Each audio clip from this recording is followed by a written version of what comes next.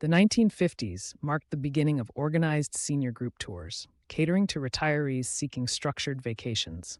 Companies like Saga Holidays pioneered all-inclusive coach trips across Europe, offering safety and camaraderie. These tours often featured formal dress codes, scheduled meals, and curated itineraries. Statistics show that by 1965, over 20% of UK retirees had joined such group tours. This era laid the foundation for senior travel, emphasizing convenience over independence. The 1970s saw the rise of affordable package holidays, making travel accessible to middle-class seniors. Airlines and hotels bundled flights, accommodations, and activities. Discounts reached 30% compared to solo bookings. Popular destinations included Spain's Costa del Sol and Florida's beaches. However, these trips still required group participation, with limited flexibility. A 1978 survey revealed 60% of seniors preferred packages for their predictability, though some craved more autonomy. By the 1980s, a new wave of adventurous seniors began venturing out alone. Inspired by memoirs like Peter Mayle's A Year in Provence, they traded group schedules for self-planned journeys. Rail passes and budget airlines like Ryanair enabled cost-effective solo trips. Challenges included navigating foreign languages and currencies without digital tools. Despite this, 15% of retirees reported taking at least one independent trip by 1989, a quiet rebellion against the status quo. The 1990s empowered solo seniors with guidebooks like Lonely Planet and Frummers, offering detailed itineraries and budget tips. Libraries reported a 40% increase in travel book loans among retirees. Handwritten journals and film cameras documented journeys, fostering a sense of accomplishment. However, planning remained time-consuming. Arranging hotels required phone calls or faxes. Still, these resources marked a critical shift toward self-reliance, with 1 in 4 seniors planning their own trips by 1999. The early 2000s brought online booking platforms like Expedia and TripAdvisor, revolutionizing senior travel planning. Retirees could now compare flights, read hotel reviews, and book instantly, saving an average of 10 hours per trip.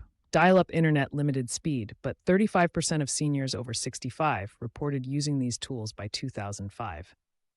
Digital maps reduced dependency on paper, though scams and unreliable Wi-Fi posed new challenges. This era bridged analog and digital travel planning. Social media platforms like Instagram and Facebook became senior travel catalysts in the 2010s.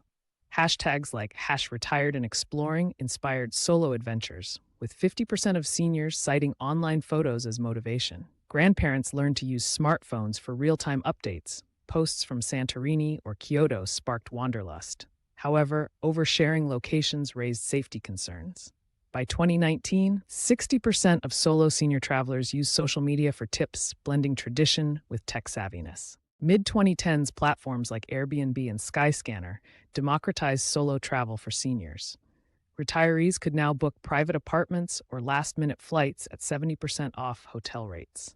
Features like senior discount filters and host reviews increased confidence.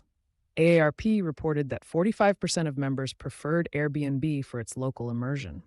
Yet cancellations and language barriers persisted, requiring adaptable mindsets, a small trade-off for newfound independence and cultural authenticity. Late 2010s wearables like GPS trackers and translation apps eased solo travel risks. Devices like the Apple Watch offered fall detection, while Google Translate handled menus and signs. Surveys showed 55% of seniors felt safer traveling alone with these tools. However, tech dependence had downsides. Dead batteries or poor signals could strand users. Still, innovations like emergency SOS buttons became non-negotiables, especially for women travelers exploring off-grid destinations. COVID-19 halted senior travel, with 80% postponing plans in 2020. Virtual tours and webinars replaced trips, Zoom wine tastings, and Louvre visits kept wanderlust alive. Travel insurance became essential, covering 75% more cancellations. Some seniors converted savings into RV trips or domestic workations. Though isolating, this period spurred creativity, with many planning post-pandemic bucket list adventures. Resilience defined the era, proving travel's spirit couldn't be quarantined. Today's seniors blend travel with remote living, becoming gray nomads. Affordable co-living spaces and eSIMs enable year-round exploration. Portugal, and Thailand top the list. Retirees run blogs or online stores to fund trips, with 30% extending stays via visa programs. Minimalist packing and slow travel define this movement, prioritizing experiences over souvenirs. As boundaries between work and leisure blur, seniors prove adventure has no age limit in the digital era.